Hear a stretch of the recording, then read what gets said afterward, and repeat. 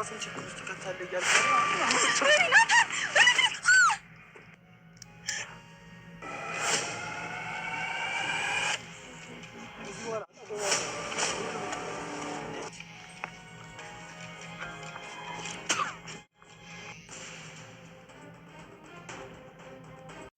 በዚህ ማንነቷና በዚህ አስተሳሰብ አይደለም በሰላም በህይወት መኖሯን እንጠራጠራለሁ።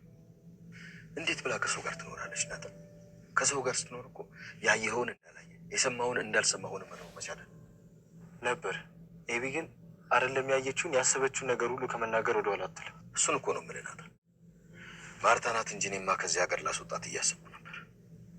እንደሱ ሳይሻል አይቀርም። ስኮላርሺፕም አፈላልጎ መላኩ ሳይሻል አይቀርም። ሰው በወለዶ ደስተኛ ይሆናል እንጂ ይጨነቃል እንዴ? ናት ኤቢ እኮ አይምሯን ለክፉ ነገር በመጠቀሟ ነው እንጂ እኮ በጣም ስማርት ናት። ትምህርት ላይም ደግሞ ጎበዝ ነች አይደል? በጣም ጎበዝ ነች። ይኸውልህ ናታን፣ አንተ ቆንጆ ወጥ ሰርተህ ማባያው ከሌለ ምን ይጠቅማል?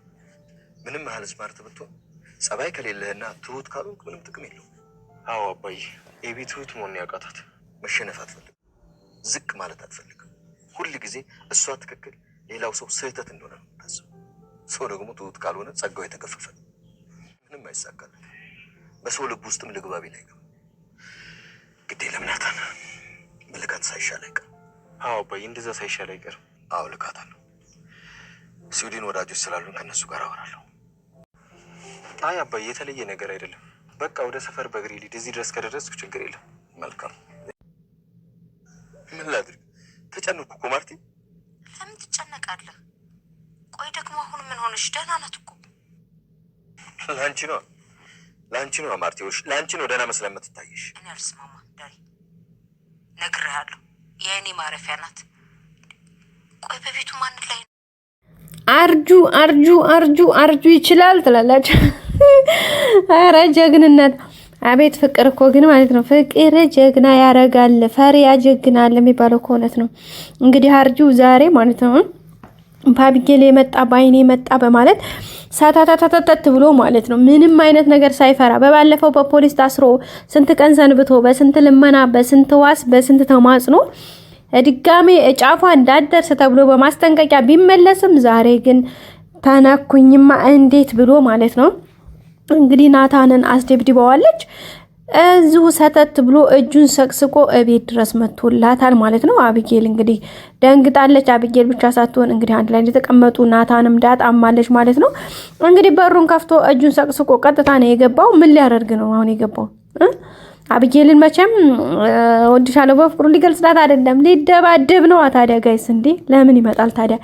እና ወንድ ልጅ እንደቆረጠ ትላላችሁ።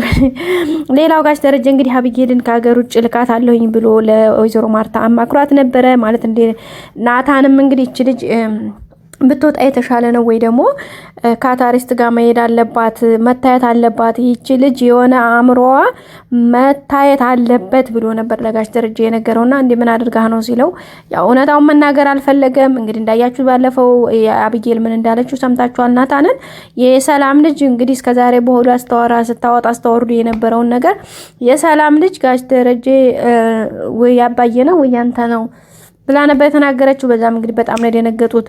ናታንም አንቺ በጣም ይሆንሽ ምናምን ብሎ እንግዲህ በጣም ነው የተናገራት። ምንድነው ሐሳብሽ ነበር ያላት ማለት ነው። እንግዲህ ዳጣም ደግሞ አረባ አቢጌል በፈጠረሽ አምላክ እንዴ ሁሉ ነገር ማለት የታሰበ ሁሉ ነገር እኮ አይወራም። አንዳንድ ነገሮችን እንኳን በውስጥሽ መያዝ ልመጅ እንጂ ምንድነው ይሄ ነገር ብላ ነበር ያለቻት ማለት ነው። አይመለከትሽም ባክሽ እናንተ ደግሞ ሲጀምር ታውቃላችሁ እውነታውን ስለምታውቁ ነው የምትደባብቁት ምናምን ብላ ነው እንግዲህ ያወራችሁ በውስጧ ዝም ብሎ በቃ አምሮዋ ያመጣውን ነገር እንዳለ ከመተንፈስ ወደ ኋላ ማትለው ወይዘሮ አቢጌል ደረጀ እንግዲህ ዛሬ ሌላ ደግሞ አምጥታለች። እዛ እንግዲህ እሱ ጋር እንዳደርሽ ተብላ ነበር። እሷም እንግዲህ እስካለበት ድረስ ሄዳ ምንም ሳትል አንደኛ በንግግር ስሬስ ማለት በጥሩ አማርኛ እሱ ልጁን ማስረዳት ትችል ነበረ። ሁለተኛ ደግሞ ከሱም ባሻገር ዝም ብላ ማለት ክፉ ነገር ሳትናገረው ዝም ብላ ብትሄድ ምንም አይላትም ነበረ። ግን እንዳያችኋት ምን ብላ እንዳመጣችሁ በስማም ማለት የተናገረችው ነገር የባለፈው ወንድነትህን እስኪ እንየው ወንድነትህ ሱሪህን አውጣና ቼክ እናድርገው እያለች እንግዲህ ስትናገረው ነበረ በጣም በሚገርም ሁኔታ። እሱም እንግዲህ አዝኖ ነበር ዝም ያለው። ከዛም ባሻገር ማለት ተከሶ እንግዲህ ሁሉ ነገር እንትን የተባለው እሱ ነው እንጂ እሷ ምንም ነገር የደረሰባት ነገር የለም። እሱንም ኦኬ ብሎ ተቀብሎ ዝም ብሎ ባለበት ሰዓት ላይ አሁን ላይ ነገሮቹን የተፈጠረውን ነገር ሁሉን ነገር ታውቃለች። ስለዚህ ሰው እዛ ጋር ዝም ብላ እንደ ማለፍ ወይም ደግሞ ቤተሰብ ጋር ደውዬ ወይ እንደዚህ ነው ብዬ እንትን አላለሁ ብላ መናገር ትችል ነበረ። ግን እሱን ለሱ ነገር ማሰብ በቃ ማለት ነገሮችን እንደዚህ ማሰብ ስለማትችል በሚገርም ሁኔታ እንግዲህ ነገርዮሹን በዚህ ልክ አድርገዋለች ማለት ነው። በመጨረሻም እንግዲህ እሱም ማነክቶኝ ብሎ ቤት ድረስ መጥቷል። እዚህ የመጣው ደግሞ እንግዲህ ስለተደበደበ ነው ማለት ናታንን መደብደብ ስለፈለገ ነው የመጣው ማለት ነው። እሱም ያው ታውቃላችሁ ትንሽ ጠሸሽ ያደርገዋል። ምክንያቱም አሁን እሱን ራሱ ናታንን መፈለግ ቢችል ወይም ናታንን ለመደብደብ ቢፈልግ እዚህ ቤት ውስጥ መጥቶ ሳይሆን በዛው ጠብቆ ወይ ደግሞ ከውጭ ጋር ሆኖ ባላየ ጠብቆ የሆነ ቦታ ላይ እና እስኪ ወንድነታችን ነፋተሽ ማለት ይችል ነበረ። እንግዲህ ታውቃላችሁ እሱም ትንሽ ጠሻሽ ስለሚያደርገው እንግዲህ ቤት ድረስ መጣ። ይሄ ደግሞ ሌላ አንደኛ በዛ የበፊት ወንጀል አለ፣ በወንጀል ላይ ሌላ ወንጀል ነው። ፖሊስ በማስጠንቀቂያ ነው የለቀቀው። ሁለተኛ ለቤተሰብ ከባድ ነው። ሶስተኛ ደግሞ እዚህ ጋር መጥቶ እንትን የሚያመጣው ሪስክ ከባድ ነው። እሱም ወይ ታግሶ ቢሆን ማለት ከዚህ ከንዴቱ ሙድ ቢወጣ ጥሩ ነገር ነበረ። እንግዲህ በዚህ ልክ ሆኗል ማለት ነው። እንግዲህ ማን ያሸንፍ ይሆን ነው የማን አባ ጀግና የማን አባ ፈሪ ብለን ነው እንግዲህ እዚህ ጋር ሂሳብ የምንሰራው። ምክንያቱም አርጁ እንግዲህ ተናዶ ነው የመጣው ጠይብ። ስለዚህ እዚህ ጋር ገላጋዩ ማን ነው? በዛ ላይ ደግሞ ጋሽ ደረጀ እዚህ ጋር ሊመጣ ይችላል። ጋሽ ደረጀ ከመጣ ደግሞ እንግዲህ እሱንማ ምን አባቱንስ ንቆይ ነው ወይ ቀሄ ድረስ መጥቶ ልጅ እንደዚህ ያደረገው እያለ ጋሽ ደረጀ እያለ ነበረ። ለዚሁ ተብሎ እንግዲህ ሰፈር ለመቀየር እነሱ ደፋ ቀና እያሉ ነበረ። በተለይ ዞሮ ማርታ ይሄ ነገር ድጋሚ እንዳይፈጠር ከዚህ ሰፈር ለመሄድ እያሰቡ ነበረ። ይሄን ነገር እየተመካከሩ ባለበት ሰዓት ላይ እንግዲህ ይሄ ነገር ተፈጥሮ ድጋሚ አርጁ ቤት ድረስ መጥቷል ማለት ነው።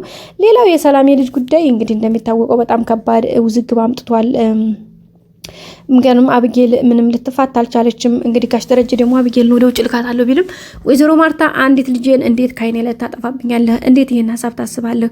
አስፈላጊ ከሆነ አብጌል ይሄ እንደዚህ የምትሆነው በዳጣ ጉዳይ ስለሆነ ዳጣ ከዚህ ከቤት ውጣ፣ ቤት እንከራይላትና ትቀመጥ ብላ ነበረ። ጋሽ ደረጀ ደግሞ አይ ዳጣ በፍጹም ልትወጣ አትችልም፣ መውጣትም የለባትም አይሆንም ብሏል ማለት ነው። እንዴት ልጅ ይህን አንዲት የጓደኛህን ልጅ ከልጆቹ ጋር እኩል አድርጋ አቲ ማለት አይደለም፣ ግን እንዴት ታስበልጥ ትችላለህ?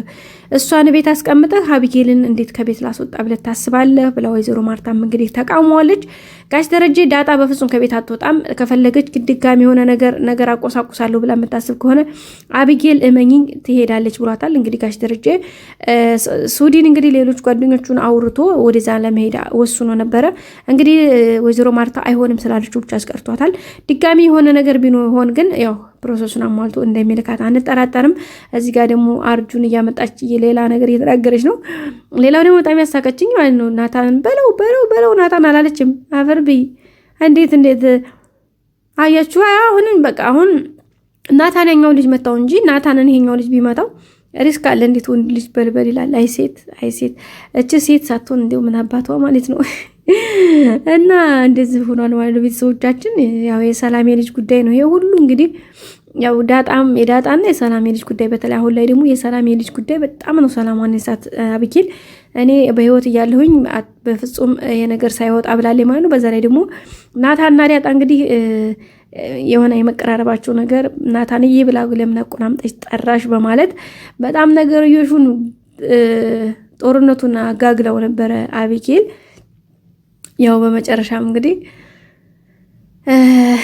ድጋሚ አንቺና ናታን የሚወደው እኔን ብቻ ነው፣ ናታን ጋር ሆናለሁ ብለሽ ማሰብ ማለት ያው በህይወት የለሽም ብለሽ ማሰብ ማክል ነው እያለቻት ነበረ። እንግዲህ ጋሽ እንትና ማን ነው ዳጣም እንግዲህ ኦኬ ብላ ነው እንግዲህ በአልሰማ ባላየ ሙድ ዝም ያለችው። ቤተሰቦቻችን ሰላምም ደግሞ እንግዲህ እኔ ምን አገባኝ ታዲያ ብታስብስ ጉዳይ ነው ወይ አብጌል እንደሆነ ማታቆሰቆሰው ነገር ስለሌለ ምን አገባኝ ብትል ብላታለች ማለት ነው። ዳጣም እንግዲህ ለምንድን ነው ማታስተዋውቂን? በነገራችን ላይ ወይዘሮ ማርታ ራሱ እኮ ያስጠረጥራታል ይሄ ነገር ለምንድን ነው ማትናገሩ ብላት ነበረ።